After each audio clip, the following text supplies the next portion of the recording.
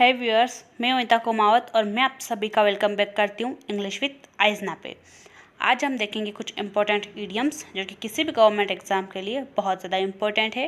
तो चलिए शुरुआत करते हैं हमारे पहले ईडियम के साथ। तो आज का हमारा पहला ईडियम है टर्न ए ब्लाइंड आई।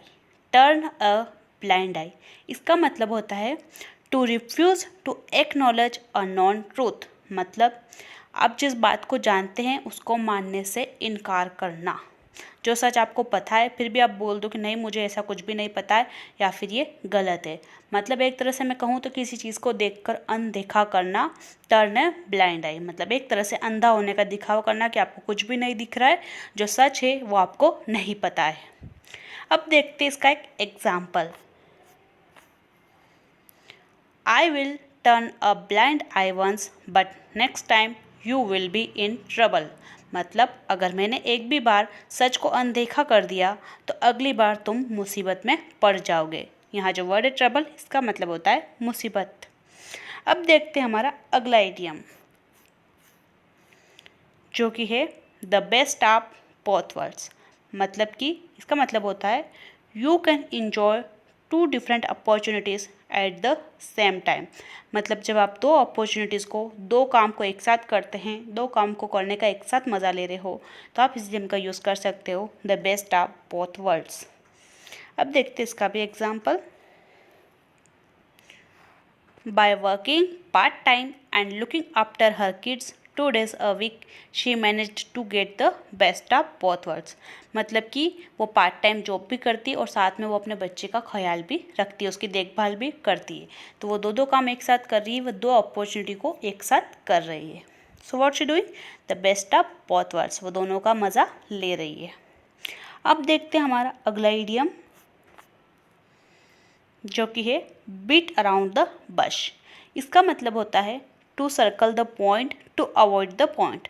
मतलब कि गोल गोल बातें घुमाना, जो मेन आपकी जो टॉपिक है या जो मेन बात है उसको नहीं बताना और गोल गोल बातें घुमाकर लोगों का टाइम बर्बाद करना। Beat around the bush. For example, stop beating around the bush and tell me what really happened. मतलब कि बातें घुमाना बंद करो और मुझे क्या सच सच हुआ था वो बताओ। बहुत सारे लोग होते हैं ना जो बातें घुमाते रहते थे और असली में जो सच बात होती है वो नहीं बताते हैं। अब देखते हैं हमारा अगला इडियम जो कि है speak of the devil. Speak of the devil का मतलब होता है sorry guys, speak of the devil का मतलब होता है the person you are just talking about actually appears at that moment. मतलब जब आप किसी इंसान की बात कर रहे हो और वो अचानक से आपके सामने आकर हाजिर हो जाए तो अपन बोलेंगे स्पीक ऑफ द डेविल। मतलब मैं तो शैतान की बात कर रहा था और शैतान हाजिर हो गया। अपन हिंदी में बोलते हैं ना कि देखो शैतान की बात कर रहे थे और शैतान आ भी गया। तो ये वही बात है, जब हम किसी की बात कर रहे हैं और अचानक वो इंसान हमारे सामने आ जाए तो हम इस इडियम का यूज़ कर सकते हैं स्पीक ऑफ द डेविल। अब देखते हैं इसका भी एक example. High Tom, speak of the devil, I was just telling सारा अबाउट यूर न्यू कार। मतलब कि टॉम अचानक वहाँ आ गया जब वो सारा को उसकी नई कार के बारे में बता रहा था। मतलब टॉम की नई कार के बारे में उसका कोई फ्रेंड बता रहा होगा और अचानक टॉम वहाँ आकर खड़ा हो गया। अब देखते हैं हमारा अगला idiom read the riot act. मतलब to reprimand someone for behaving badly with the intention of improving that person's behaviour. मतलब कि किसी इंसान को सज़ा देना, उस पर चिल्लाना, ये सोचकर कि उसने जो गलती करी है वो अगली बार नहीं करेगा, वो अपनी गलती को सुधार लेगा। आपको यहाँ पे आप किसी पे चिल्ला रहे हो, उसका एम आपका कोई गलत नहीं, आप इसलिए चिल्ला रहे हो कि ताकि वो इंसान दोबारा वो गलती नहीं करे।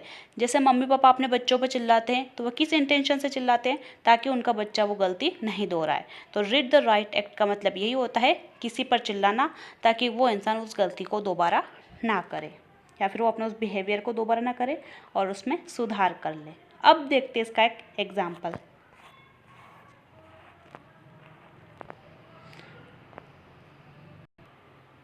Taylor was being too loud in class so I read her the riot act. मतलब कि टेलर क्लास में बहुत चिल्ला रहा था इसलिए मैंने उसके ऊपर ज़ोर से चिल्ला दिया ताकि वो अपनी आवाज़ बंद कर ले और क्लास में शोर नहीं मचाए। अब देखते हैं हमारा अगला इडियम जो कि है CI2I। इसका मतलब होता है एग्रीइंग विथ समवन, मतलब किसी के साथ कोई समझौता कर लेना, किसी के साथ किसी बात के लिए मान जाना, कोई एग्रीमेंट साइन कर लेना, उसको अपन कहेंगे CI2I। मान लीजिए आप कोई दो बिजनेस वाले लोग हैं और अगर आपने किसी भी इन्वेस्टमेंट पे साइन किया है कि 50% मैं इन्वेस्ट करूँगा, 50% आप इन्वेस्ट करोगे, तो आपने क्या किया, CI2I किया है, मतलब कि एक एग्रीमेंट साइन किया है और आपने उस बिजनेस डील को साइन किया है इस तरह से। देखते हैं अब इसका एक example. They finally saw eye to eye on the business deal, मतलब कि आखिरकार उन्होंने बिजनेस डील पे साइन कर दिए, एग्रीमेंट कर लिया और उसको आगे बढ़ाया। अब देखते हैं हमारा अगला इडियम जो कि है स्पिल द बीन्स। इसका मतलब होता है टू लीक अ सीक्रेट, मतलब किसी को कोई राज बता देना। जब आप बीन्स को छिलते हो तो उसमें से क्या दाने निकलते हैं, तो ये भी इसी तरह है कि आप किसी को कोई राज बता रहे हो। एग्जाम्पल में stop being so coy, just spill the beans, मतलब कि इतना भोला बनना बंद करो और जल्दी से हमें जो राज की बात है वो बता दो।